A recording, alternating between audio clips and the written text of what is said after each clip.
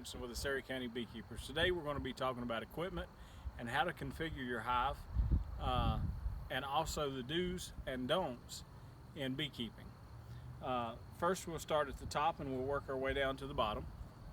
And the first thing we come to is the outer cover. After the outer cover, you have the inner cover. The inner cover is primarily for ventilation, but it also aids in something else. When the bees glue everything together, it's very difficult to get your hive tool in here to pry this off. So with the inner cover, they glue it down and you can easily take your outer cover off. Now the way it works on ventilation is air comes in the entrance, goes up through the hive, through this hole, and out this notch in the back. So the notch goes to the back, so it will make a chimney effect and pull the air through the hive. This is very important in the late summer when it's really hot, and also in the winter when it's really cold. It pulls warm, moist air out of the hive. So that's the inner cover. We have three different style of boxes here. We have a shallow, a medium, and a deep. Your shallows are made for honey supers, and also you can use these for brood boxes. These are a lot lighter when they're full of honey, so a lot of folks like them just for the weight purpose. Also, you have three different style of frames. You have a shallow, a medium, and a deep. So you have a frame for each hive depth that you have. The length of it will always be the same. So let's go on down just a little further.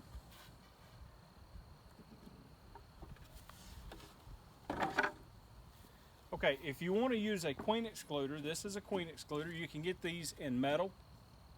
You can get them in plastic. You can also get a metal one with a wooden rim around it. It goes just above your brood box, in between your brood box and your honey super. If you're running two brood boxes, it would go just above it, and then your honey supers on up. Below that,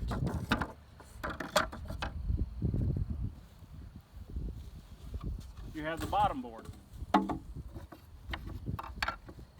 There's two styles of bottom boards. You have a solid bottom board and a screen bottom board. This is your solid bottom board.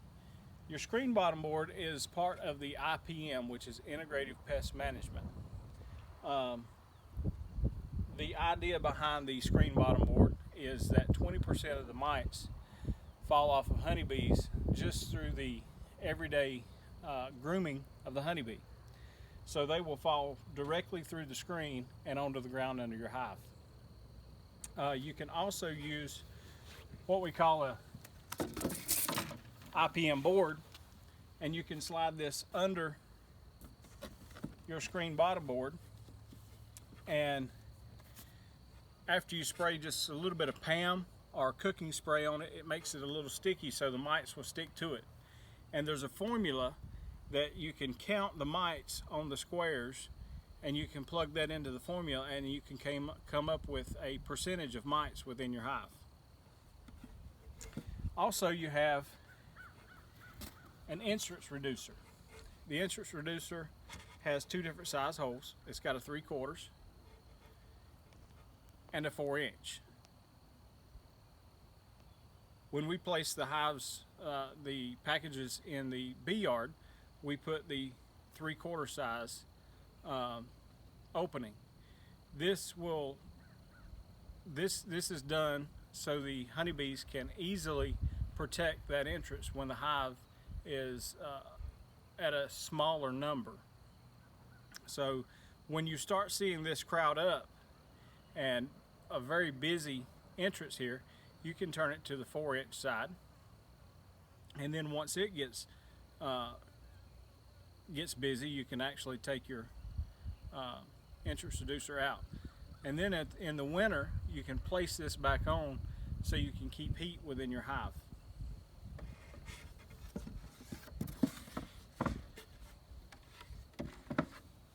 This piece of equipment is called a med shim. Med shims are used for varroa mite treatments. There are certain treatments that require you to put trays into your hive above the brood chamber, and you need a shim to set in between your boxes to get that depth so you can set your treatment in there. And then once your treatment is over with, you can remove this from the hive. This piece of equipment here is called a 9-frame spacer. Your 9-frame spacer will go in your honey supers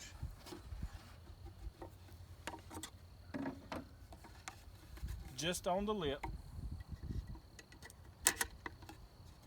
and then tacked in with the holes provided. This allows you to take a 10-frame box and turn it into a 9-frame honey super.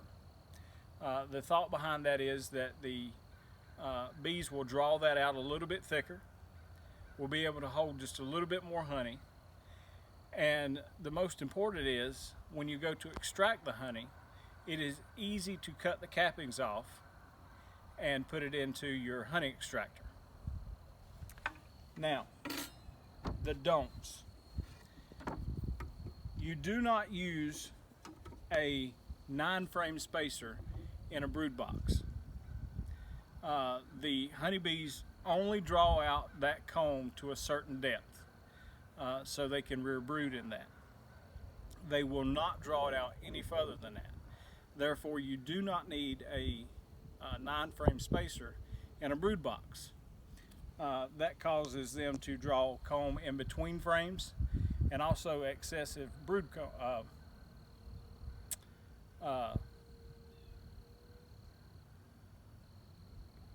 burr comb. I'm sorry, it left me. Excessive burr comb in between the frames, and you'll spend a lot of time cleaning your frames up. So to keep from that happening, just don't use your 9-frame spacers in your brood box, only in your honey supers. This is what a box looks like with 9-frame spacers in it, and it just creates just a little extra space in between your honeycombs, honey frames, and it will allow them to draw that comb out just a little bit further.